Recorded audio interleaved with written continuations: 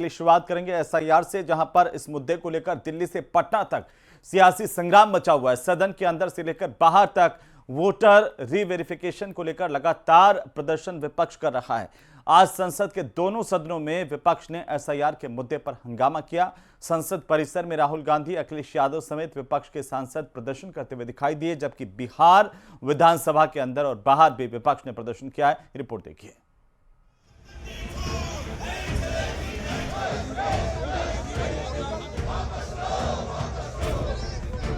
आपका जो आचरण है, जो विहार है, वो सड़कों का आचरण विहार आप संसद में कर रहे हैं।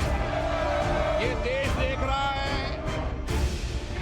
संसद हमारी। लोकसभा की कार्रवाई शुरू होते ही विपक्ष एसआईआर के मुद्दे पर सदन में हंगामा करने लगा।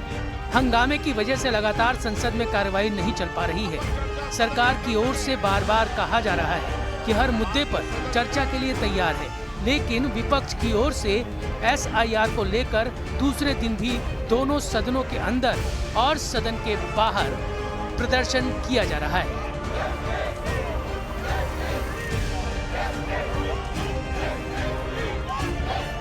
संसद परिसर में मकर द्वार के पास आज भी विपक्षी दलों के सांसद इकट्ठा हुए। कल और आज की तस्वीर में सिर्फ यही अंतर था कि आज कुछ सांसद काले कपड़ों में थे, कुछ ने काले रंग का अंगरखा पहन रखा था, कुछ ने काली पट्टी बांध रखी थी। अपोजिशन संसद के मकर द्वार पर विरोध प्रदर्शन कर रहा है। पूरा अपोजिशन एकजुट होकर संसद के मकर द्वार पर खड़ा है और नारे लगाए जा रहे हैं मोदी सरकार के खिलाफ। एक प्रदर्शन एसआईआर के मुद्दे पर है, जो बिहार में चुनाव आयोग द्वारा एसआईआर कराई जा रही है। इनकी वोट वेरिफिकेशन की तैयारी कर रही है। वोट किसका है? भारत के नागरिक को ही वोट डालने का अधिकार है, तो उसको लेकर वहाँ पर एसआईआर का अभियान चलाया जा रहा है। कल की तरह आज भी अखिलेश और राहुल साथ साथ दिखे। दोनों नेताओं ने आज एक दूसरे का हाथ पकड़ रखा था। लोकसभा में नेता प्रतिपक्ष और कांग्रेस सांसद राहुल गांधी ने देश में वोट की चोरी और चुनाव की चोरी करने के आरोप लगाए। 52 लाख की बात नहीं है, सिर्फ बिहार की बात नहीं है। महाराष्ट्र में इन्होंने चीटिंग की। हमने सवाल पूछे इलेक्शन कमीशन से, वोटर लिस्ट दिखाइए। इन्होंने वोटर लिस्ट नहीं दिखाई। हमने कहा कि वीडियोग्राफी दिखा दीजिए, वीडियोग्राफी का कानून बदल दिया। 1 करोड़ नए वोटर्स आए थे महाराष्ट्र में और इलेक्शन चोरी किया। ठीक है, कर्नाटक में हमने रिसर्च की है थोड़ी। कर्नाटक में हमने भयंकर चोरी पकड़ी है। मैं ब्लैक एंड व्हाइट में आपको दिखाऊंगा, इलेक्शन कमीशन को दिखाऊंगा। ठीक है, ब्लैक एंड व्हाइट में कि कैसे चोरी की जाती है। चुनाव आयोग के वोटर वेरिफिकेशन की प्रक्रिया यानी एसआईआर पर बिहार से लेकर दिल्ली तक सियासी तूफान आया हुआ है। संसद की कार्रवाई लगातार बाधित हो रही है और सरकार इसके लिए विपक्ष को निशाना बना रही है। इंडिया ब्लॉक हुल्लड़ ब्लॉक बन गया है। लोकतंत्र को शोर तंत्र में बदल रहे हैं, पाखंड कर रहे हैं। बाहर आते तो कहते चर्चा करो और अंदर चर्चा से भाग रहे हैं। Whatever they are doing, see, they are stopping. Parliament को चलने नहीं दे रहे, हमेशा ऐसे करते आ रहे हैं। ये नहीं करना चाहिए, चलना चाहिए। और उनका जो भी प्रॉब्लम है डिस्कस तो करें। हमारे सरकार तो always they are ready to discuss matter. वहीं विपक्षी पार्टियां कह रही हैं कि सरकार चर्चा से भाग रही है। देखिए, एसआईआर का मुद्दा बड़ा महत्वपूर्ण मुद्दा है और हम चाहते हैं कि पार्लियामेंट के अंदर इसके ऊपर चर्चा हो, और सरकार इस चर्चा से पता नहीं क्यों भागना चाहती है। एसआईआर एक ऐसा इशू है जिसके ऊपर आप बहुत सारे लोगों को उनके मताधिकार से वंचित करने जा रहे हो, जिसके अंदर बड़ी तादाद में दलितों का, आदिवासियों का, पिछड़ों का और मुसलमानों का वोट होगा। वोटर्स का अधिकार उनसे खींचा जा रहा है, जो उनका फंडामेंटल राइट है। मैं बस इलेक्शन कमीशन से मेरे 2-3 सवाल हैं। पहला सवाल ये है कि चलिए एसआईआर आपका अधिकार क्षेत्र है, पर इलेक्शन से 5 महीने पहले क्यों, इतने कम समय में क्यों? और ऐसे डॉक्यूमेंट्स जो खुद सुप्रीम कोर्ट के जजेस ने कहा है, कितने तो ऐसे डॉक्यूमेंट्स की रिक्वायरमेंट है जो बहुत सारे लोगों के पास नहीं होते। घमासान जारी है। सरकार की कोशिश है कि संसद की कार्रवाई सुचारू रूप से चले, लेकिन एसआईआर के मुद्दे पर विपक्ष ने पटना से दिल्ली तक मोर्चा खोल रखा है और सिर्फ एसआईआर को वापस लेने की मांग पर अड़ा हुआ है। तो ऑपरेशन सिंदूर पर संसद में मचे हंगामे और तकरार की बात करेंगे, जहां पर संसद में ऑपरेशन सिंदूर पर महाबहस की तारीख फिक्स हो गई है। विपक्ष सरकार को घेरने के लिए हमलावर है, तो सरकार ने भी जवाब देने के लिए कमर कस ली है। ये रिपोर्ट देखिए।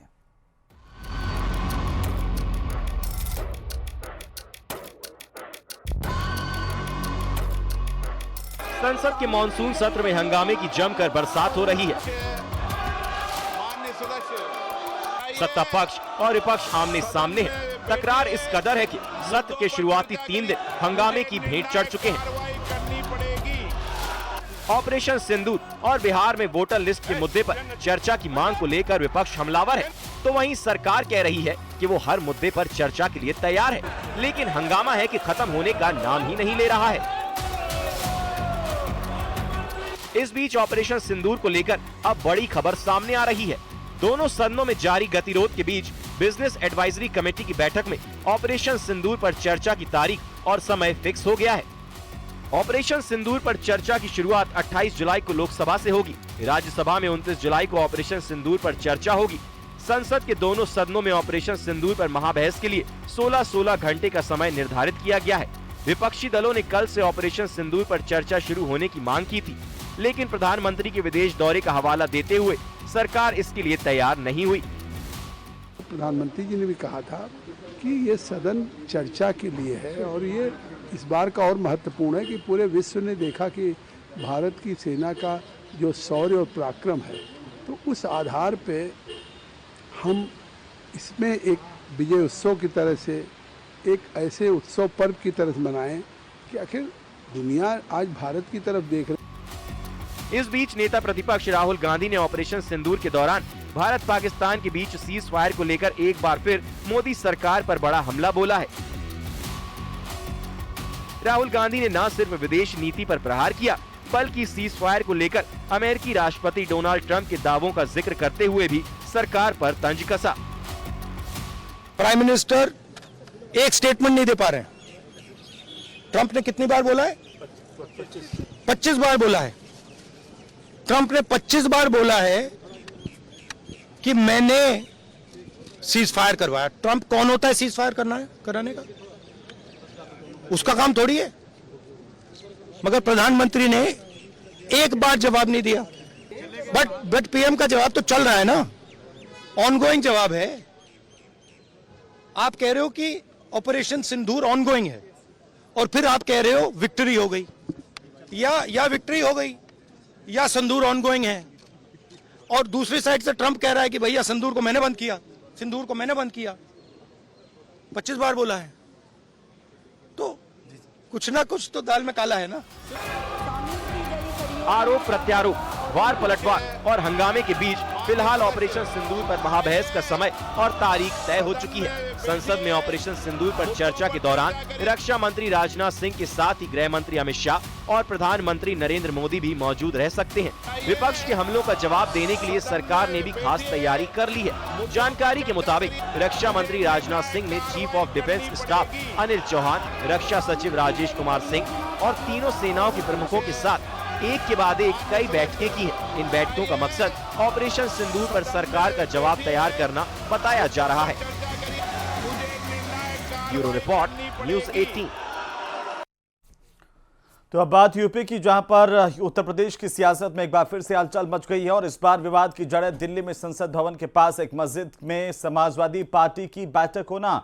समाजवादी पार्टी के प्रमुख अखिलेश यादव इस बैठक को आस्था से जोड़ रहे हैं, तो बीजेपी उन्हें नमाजवादी का तमगा दे रही है। रिपोर्ट देखिए।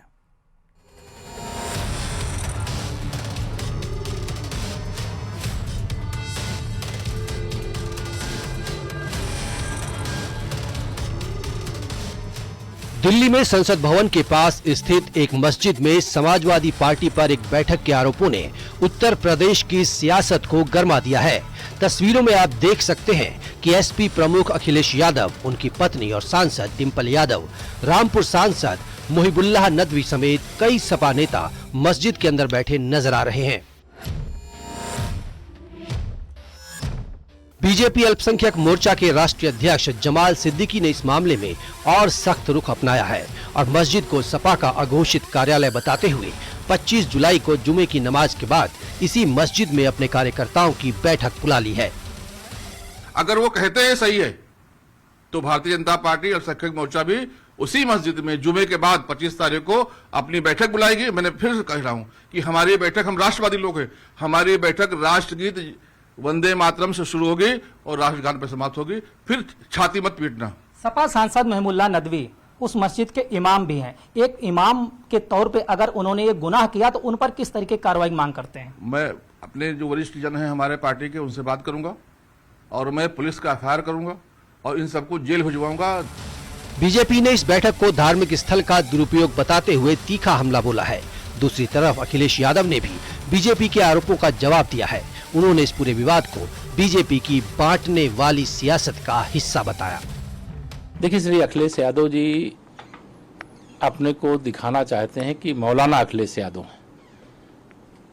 तुष्टीकरण की राजनीति की पराकाष्ठा करने वाली ये समाजवादी पार्टी है और उसी का यह चरित्र है कि मस्जिद के अंदर सांसदों के साथ बैठ करके और एक यह संदेश देना कि वह मुसलमानों के बहुत बड़े मसीहा हैं।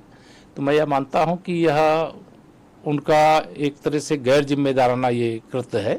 किसी भी धर्म या कोई आस्था है वो आस्था जोड़ती है और जो आस्था जोड़ने का काम करती है हम उसके साथ हैं। बीजेपी को यही तकलीफ है कि कोई जुड़े नहीं, दूरियां बनी रहें। तो आस्था जोड़ने का काम करती है और इसलिए हम लोग हर आस्था पर आस्था रखते हैं। ये विवाद अब सिर्फ मस्जिद की मर्यादा तक सीमित नहीं रहा, बल्कि धर्म और सियासत की सीमाओं पर एक बड़ी बहस बन गया है। सवाल ये है कि क्या ये सियासी जंग और तूल पकड़ेगी? Bureau report, news 18।